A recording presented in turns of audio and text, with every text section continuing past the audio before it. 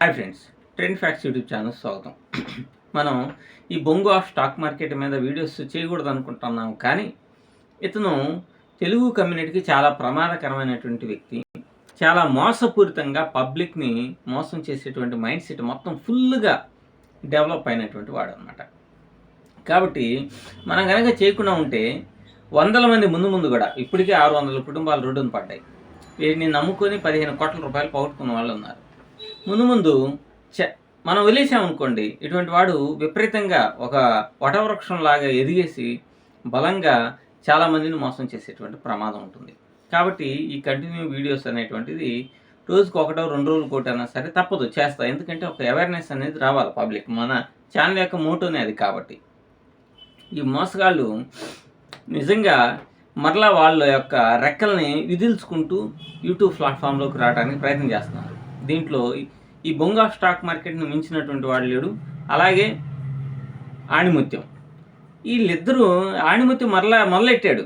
ఎట్లయినా సరే ఇండియన్ మార్కెట్లోకి వచ్చి ఇంతకుముందు సంపాదించినట్టుగా సంపాదించి ఈసారి జాగ్రత్త పడదాం అనేటువంటి కాన్సెప్ట్లో ఉన్నట్టున్నాడు.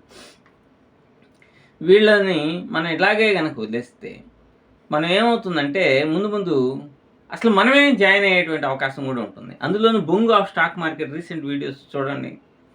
అసలు నేనే జాయిన్ అవుదాము ఆకుపచ్చ గదికి, ఒక 3 లక్షల రూపాయలు వాడికి ఫీజు కట్టి అని చెప్పేసి అనిపిస్తుంది అనమాట. అట్లా ఉన్నాయి మాటలు. మరి మిగతా వాళ్ళకి ఏమీ తెలియనటువంటి వాళ్ళు ఏముంది, ఆటోమేటిక్గా జాయిన్ అయిపోతారు. ఇప్పుడు ఒక కొత్త మోసానికి తెరలేపాడు. ఎలాగంటే అతను ప్రవేశపెట్టినటువంటి ఆకుపచ్చ గదిని ఎవడో కూడా జాయిన్ కావట్లా.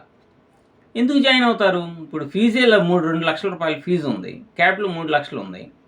ఓ దెబ్బకి వెళ్ళిపోతుంది ఫారెక్స్ మార్కెట్లో, గోల్డ్లో ట్రేడింగ్. ఏదో ఒక సరైన టైంలో ఒక లాట్ వేసేస్తాడు, మొత్తం ఉష్కాక్ అయిపోతుంది. కాబట్టి ఎవడు జాయిన్ కావట్లా. కానీ కొత్త వాళ్ళ కోసం ప్రయత్నం అనేది తను బాగా చేస్తున్నాడు, బిజినెస్ మోటో ఉన్నటువంటి వాడు. మీరు పబ్లిక్ ఒకసారి ఆలోచించాలి. 3 లక్షల రూపాయలని 3 నెలల్లో ₹1,00,00,000 చేసేటట్టయితే, ఇంతకుముందు ఇండియన్ మార్కెట్ ఎట్లాగే మొదలెట్టాడు. మీరు ప్రీవియస్ వీడియోస్ చూడండి, కొన్ని వీడియోస్ తీసేశాడు, మీకు అర్థమైపోతుంది. 3 లక్షల రూపాయలని 3 నెలల్లో ₹1,00,00,000 చేసేటట్టయితే ఇతనే 10 లక్షలు వేసుకొని 3 నెలకి ₹1,00,00,000 సంపాదించవచ్చు కదా. మరి నెలకి ₹1,00,00,000 కనుక సంపాదించేటట్టయితే మీకు ఇంత ఫీజు అని చెప్పేసి ఆకుపచ్చ గదికి రాండి అని రోజుకి 7-8 వీడియోలు ఎందుకు చేస్తాడు? ఒకసారి ఆలోచించండి. అలాగే కాపీ ట్రేడింగ్లో పూర్తిగా నాశనం అయిపోతూ ఉన్నారు. ఎవరైతే క్యాపిటల్ పెట్టారో కొంతమంది 1,00,000, 2 లక్షలు అట్లా పెట్టారు. ఇప్పుడు ఇంతకుముందు అయితే 5-6 లక్షలు అట్లా పోగొట్టుకున్నారు. ఇప్పుడు ₹1,00,000 పెట్టుకున్నటువంటి వాడికి 25,000 మిగిలినాయి, 75,000 లాస్లో ఉన్నాయి. ఈ విధంగా నష్టాలు అనేటువంటివి జరుగుతూనే ఉన్నాయి. సో ఇప్పుడు ఏం చెప్తున్నాడు అని అంటే, కొత్త మోసం ఏంటంటే, పలానా వ్యక్తికి, ఇదిగో పలానా రైతుకి 70 లక్షలు పోయినాయి, కాబట్టి మీరు నా ఆకుపచ్చ గదికి రండి అని చెప్తున్నాడు. అలాగే ఇంకొక జయలక్ష్మినో సుబ్బలక్ష్మినో ఎవరికో ఒక 70 లక్షలు పోయినాయి, మీరు మా యొక్క ఆకుపచ్చ గదికి రండి, మీ అప్పులన్నీ తీరుతాయి. అసలు మెయిన్ ఏంటంటే, మీరు లక్షల అప్పుల్లో ఉన్నటువంటి వాళ్ళు, లక్షల అప్పుల్లో ఉన్నటువంటి వాళ్ళు నాకు 2 లక్షలు కట్టి 3 లక్షల క్యాపిటల్తో ట్రేడింగ్లోకి రండి, మీ అప్పులు నేను తీరుస్తాను అంటున్నాడు. చాలామంది ఏమనుకుంటారు, ఏదో ప్రయత్నం చేద్దాంలే అని అనుకుంటారు. ఇది ఎంత మోసం, వాడి యొక్క మోసపూరితమైనటువంటి మనస్తత్వాన్ని తెలియజేస్తుంది. అసలే అప్పులో ఉన్నాడు, వాడు మళ్ళీ అప్పు చేస్తే ఇంకా ఊబిలోకి పడిపోతాడు కదా. అయినా వీడు తరచుగా వాడేటువంటిది ఏంటంటే, మీ దగ్గర డబ్బు కనుక లేకపోతే సమాజం విలువ ఇవ్వదంట. ఎందుకు ఇవ్వదు విలువ?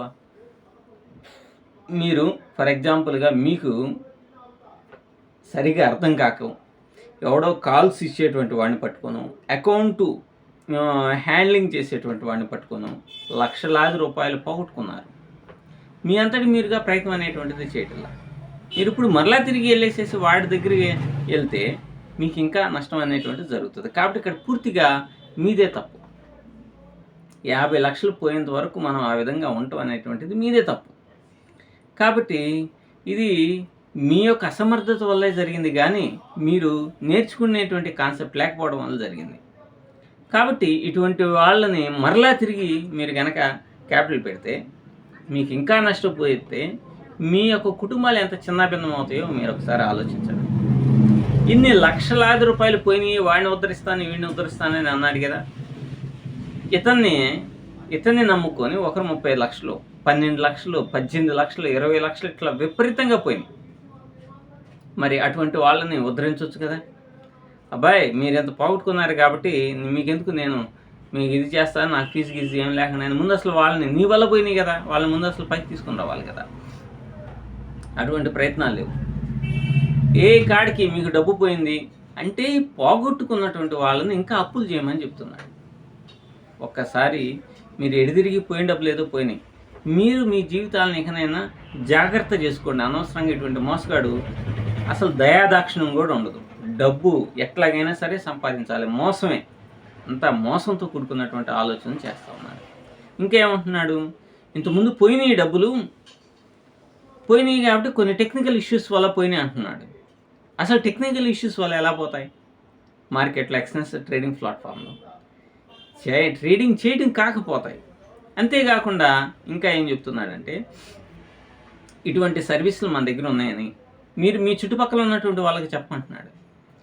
చెప్తేనంట వాళ్ళు నష్టపోతే వాళ్ళని రికవర్ చేస్తే వాళ్ళు బాగుపడతారు కదా. ఈ ఆపర్చునిటీ మిస్ అయిపోతే వాళ్ళు ఇంకా అప్పుల్లోనే ఉంటారు కదా అని చెప్తున్నాడు. మరి ఇతను దాదాపుగా ఒకరోజు 30 లక్షలు అసలు పిచ్చగా డబ్బులు పోగొట్టుకున్నాడు. మరి ఆ డబ్బుని రికవర్ చేసుకోవచ్చు కదా. ఆ డబ్బుల్ని రికవర్ చేసుకొని, ఇదిగోండి నేను ఇంత రికవర్ చేసేసుకున్నాను, ఎంత పోయింది, ఎంత రికవర్ అయింది అని చెప్పేసి ముందు అసలు నీ కథ నువ్వు చెప్పాలా ముందు. అలా కాకుండా ఏదో ఊహించేసి, ఇట్లాంటి కథలు అయితే మనం రోజుకు 10 చెప్పగలం. అసలు ఏదో ఊహించేసి, ఏదో ఒక రైతు ఉన్నాడు, ఇంట్లో ఆడవాళ్ళు ఉన్నారు అంటే అట్రాక్ట్ చేయడానికి గృహిణులు ఉంటారు, హౌస్ మేకర్స్. హౌస్ వైఫ్స్ అయితే కొంచెం ఖాళీ టైం ఉంటుంది కాబట్టి ఏదో దాచిపెట్టుకున్న డబ్బును ఆమెతో పెట్టి ఇది చేస్తారు. ఇట్లా వాళ్ళను కూడా అట్రాక్ట్ చేసేటువంటి కోణంలో ఇంతకుముందు కూడా ఆణిముత్యం కూడా ఇలానే చేశాడు. ఓ సెమినార్లో అందరినీ ఆడవాళ్ళని పెట్టి ఆడవాళ్ళు అయితే వస్తారు అని ఇట్లా చేసి ఎన్ని రకాలైనటువంటి మోసం చేయడానికి ఉన్న మార్గాలు ఉన్నాయో అన్నిటినీ ఆడు చేస్తున్నాడు. ఇప్పుడు ఏమన్నాడు, డబ్బు సంపాదించడానికి నేను అన్ని మార్గాలను ఎతుకుతున్నా, దాంట్లో నాకు పర్మనెంట్ సొల్యూషన్ స్టాక్ మార్కెట్ దొరికింది. స్టాక్ మార్కెట్లో ఎంత ఈజీగా డబ్బు వచ్చేటట్టయితే ఒక చార్ట్ కూడా అనాలిసిస్ చేయడం చేతకనటువంటి వాడు, అసలు కనీసం ఇంతవరకు ఒక చార్ట్ను కూడా ఎక్స్ప్లెయిన్ చేయనటువంటి వాడే కోట్లు సంపాదిస్తే, అసలు అద్భుతమైన నాలెడ్జ్ ఉండి ఎప్పుడు ఈ స్టాక్ మార్కెట్ చార్ట్స్తో వీటన్నిటితో ఆడుకునేటువంటి వాడు ఎన్ని వేల కోట్లు సంపాదించాలి. కాబట్టి పక్కా ఇటువంటి మోసగాళ్ళని యూట్యూబ్ ప్లాట్ఫామ్ ఉంచబాకండి. మీరు ఎవరికైనా చెప్తే వాళ్ళ జీవితాలు నాశనం చేసినట్టు లెక్క. ఎవరైనా సరే యూట్యూబ్లో ఉన్నటువంటి వాళ్ళు, వీడి వల్ల నష్టపోయినటువంటి వాళ్ళు వీడి యొక్క యూట్యూబ్ వీడియోస్ మీద, ఛానల్ మీద రిపోర్ట్ కొట్టండి. ఇటువంటి వాళ్ళు లేకుండా ఉంటే దరిద్రం పోతుంది. ఇంకా నెంబర్ ఆఫ్ ఉన్నారు, కొత్త వేషాలు, కొత్త ఇదితోటి సుత్తి స్టాక్స్ అనేటువంటి వాడు, ఆణిముత్యం అనేటువంటి వాడు, లాజిక్ అని చెప్పుకున్నటువంటి వాడు, ఆ డబ్బుల లాజిక్ అనేటువంటి చెప్పుకున్నటువంటి వాడు, ఇటువంటి వాళ్ళంతా కూడా పిచ్చగా మోసం చేయడానికి సిద్ధంగా ఉన్నారు. వీళ్ళు మళ్ళా వాళ్ళ యొక్క విజృంభణ అనేటువంటిది స్టార్ట్ చేస్తున్నారు. కాబట్టి మీరు చాలా అంటే చాలా జాగ్రత్తగా ఉండి మీ యొక్క లైఫ్ స్టైల్ని అనవసరంగా వీళ్ళ చేతిలో పెట్టుకోబాకండి. మీ అంతటి మీరు మీ మీద డిపెండ్ అవ్వండి. కోట్లు మాత్రం రావు. లక్షలు ఒకేసారి సంపాదించవచ్చు అనేటువంటి కాన్సెప్ట్ నుంచి బయటికి రండి. మీ జీవితాలని మీరే తీర్చిదిద్దుకోండి. Thank you.